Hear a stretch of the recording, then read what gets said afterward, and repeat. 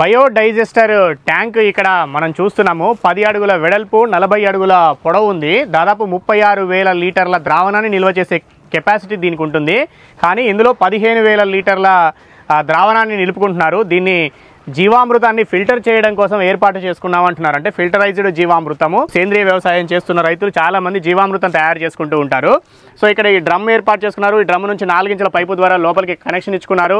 ఈ 200 లీటర్ల డ్రమ్ములో ప్రతిరోజు కూడా ఆవు పేడ, ఆవు మూత్రము, బెల్లం ద్రావణం వంటివి పోసుకొని చేసుకుంటున్నాం అనేది రైతు చెప్తా ఉన్నారు. వారి పేరు అన్నే ధర్మేంద్ర గారు.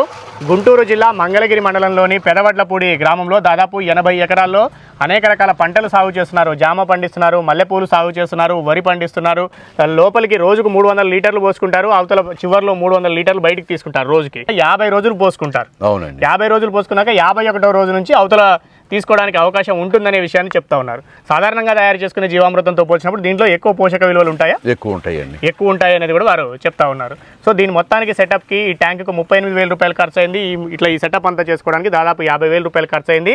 5 నెలల క్రితం ఈ విధంగా చేయించుకున్నామని చెప్తున్నారు. దీని ద్వారా ఎలాంటి ఫలితాలు వస్తున్నాయంటే ఇప్పుడిప్పుడే చూస్తున్నాము. ఇంకా కొన్నాళ్ళు వాడితే మాత్రం దాని గురించి పూర్తి స్థాయిలో చెప్పగలుగుతాం అనేది అన్నే ధర్మేంద్ర గారు చెప్తున్న దాన్ని బట్టి మనకు తెలుస్తోంది.